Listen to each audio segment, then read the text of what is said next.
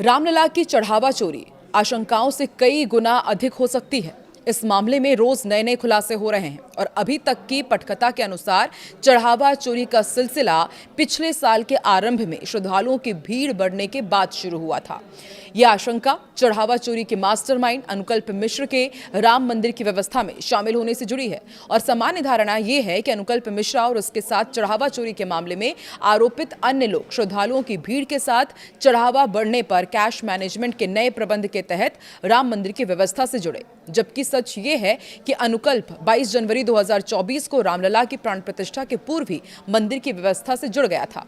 सूत्रों के अनुसार अनुकल्प राम मंदिर के शिखर पर झंडा फहराने की रस्म, रामलला की प्राण प्रतिष्ठा के वर्षगांठ समारोह और दीपोत्सव जैसे अहम कार्यक्रमों में सक्रिय सहयोगी के रूप में शामिल होने लगा। समझा जाता है कि अपने लक्ष्य और प्रकृति के अनुरूप अनुकल्प ने तभी से राम जन्मभूमि परिसर में अपने कारनामों के लिए संभावनाएं तलाशनी शुरू कर दी थी।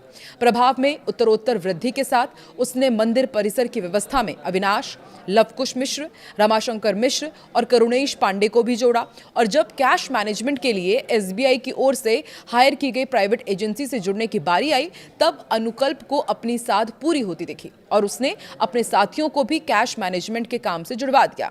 अब आपको समझाते हैं कि आखिर ये पूरी चोरी हुई कैसे। नमस्कार, मैं हूं आकांक्षा और आप देख रहे हैं न्यूज़ 18 का डिजिटल प्लेटफॉर्म। तो टिन्नू यादव चंपत राय की निकटता का फायदा उठाकर कैश मैनेजमेंट और चढ़ावा गणना का पहले ही निर्णायक बनने लगा था, तो जल्द ही उसने अपने भतीजे मनीष को भी इस काम में लगा लिया, जबकि मामले में आरोपित सुभाष श्रीवास्तव डॉक्टर अनिल मिश्र की सिफारिश से काम में लगा हुआ था।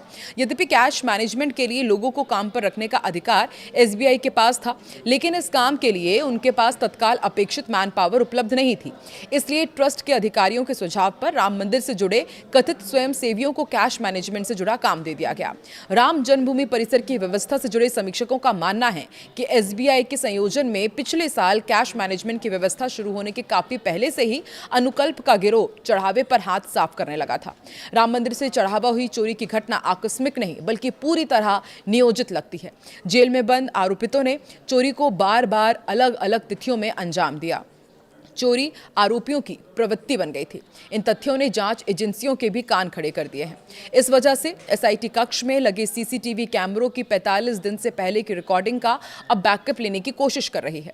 आरोपियों का पूरे मंदिर में सिक्का चलता था। इसका अंदाजा इसी बात से लगाया जा सकता है कि वो गुटों के साथ साथ गणना करते थे, बेखौफ भीतर बाहर आते जाते रहते थे।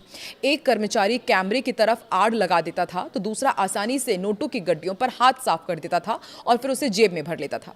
27 अप्रैल से 5 मई तक के सीसीटीवी फुटेज की गणना कक्ष के भीतर और बाहर बार बार ऐसी घटनाएं कैद हुई हैं जिसमें आरोपी नोटों की गड्डियों को और खुले नोट अपने वस्त्रों यहां तक कि जूतों में भी रखते नजर आए हैं।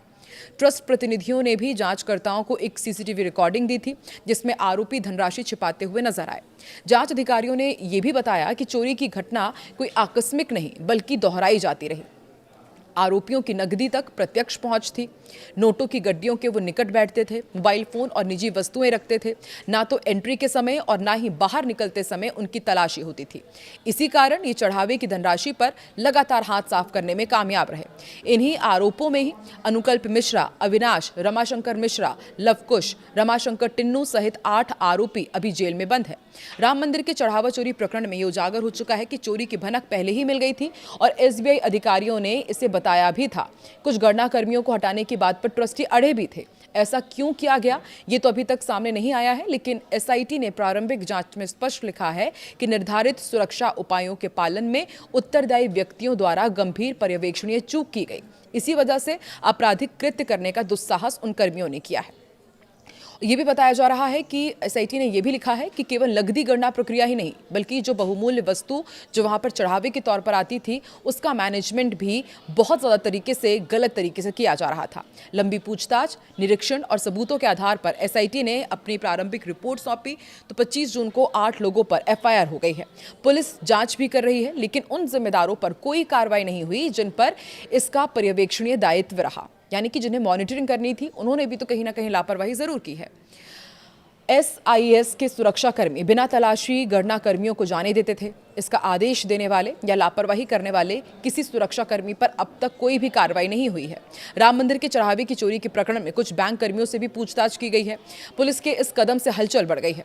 पुलिस कर्मियों ने बैंक कर्मचारियों से संपर्क किया, उन्हें बुलाया और चोरी में उनकी भूमिका की जांच शुरू की। ये ऐसे कर्मचारी थे जिनकी ड्यूटी मंदिर में काउंटिंग के दौरान लगी थी। यही चढ़ावे की धनराशि मंदिर से बैंक तक पहुंचाते थे।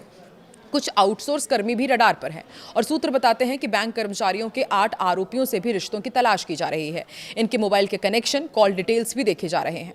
एसआईटी रिपोर्ट में बैंक के कर्मचारियों की भूमिका संदिग्ध बताई गई है। एक कर्मचारी का नाम भी रिपोर्ट में है। पुलिस इससे पहले 2 आरोपी राम शंकर यादव, टिन्नू यादव, सुभाष की रिमांड लेने के लिए न्यायालय में अर्जी भी ले चुकी है। राम जन्मभूमि मंदिर निर्माण समिति के अध्यक्ष नृपेंद्र मिश्र ने राम मंदिर में सामने आए चढ़ावा चोरी प्रकरण को कलंक बताया है और ये कहा है कि इस घटना से हम सब छोटापन महसूस कर रहे हैं। लंबे संघर्ष और आंदोलन के बाद रामलला अपने भव्य मंदिर में विराजमान हुए। ऐसे में इस प्रकार की घटना के आघात को समझा जा सकता है। उन्होंने कहा कि इस घटना के बाद व्यवस्थाओं में आवश्यक सुधार किए जाएंगे ताकि भविष्य में ऐसी घटना रिपीट ना हो। राम मंदिर के चढ़ावा चोरी के बाद चल रही उठापटक के बीच मंदिर में व्यवस्थागत परिवर्तन किए जाने लगे हैं। पहले ट्रस्ट महासचिव चंपत राय, डॉक्टर अनिल कुमार मिश्र और मंदिर की व्यवस्था देखने वाले गोपाल राव की पास आईडी बंद कर दी गई और अब मंदिर के कंट्रोल रूम के संचालन को लेकर भी बड़ा फेरबदल किया गया है। यहां तैनात पहले के कर्मियों को अब छुट्टी दे दी गई है। इस बदलाव में गोपाल राव के करीबी सोमेश को जोड़ दिया गया है। सोमेश अब यात्री सुविधा केंद्र पर तैनात हैं। वो इसके साथ नए दायित्व का भी निर्वहन करेंगे। बताया जा रहा है कि इस दायित्व में अब सोमेश के मैसेज पर संबंधित विभाग के कर्मचारी परिसर में जा सकेंगे। ट्रस्ट महासचिव पद का कार्यभार ग्रहण करने के बाद कृष्ण मोहन ने पहला परिवर्तन किया। उन्होंने कंट्रोल रूम से सूचना आदान प्रदान करने के लिए नई टीम बनाई है। उन्होंने ट्रस्ट की तरफ से 2 कर्मियों में कृष्ण कुमार तिवारी और कृष्ण कुमार त्रिपाठी को कंट्रोल रूम भेजा है। इन दोनों ने कार्य भी शुरू कर दिया। तो देखिए, एक के बाद एक कई बड़े खुलासे हो रहे हैं कि किस तरीके से इस पूरी चोरी की वारदात को अंजाम दिया गया। लेकिन सबसे बड़ा सवाल यही है कि कब तक आरोप सिद्ध होंगे और इनके खिलाफ किस तरह की सजा का प्रावधान होना चाहिए। आपको क्या लगता है? कमेंट सेक्शन में जरूर बताएं।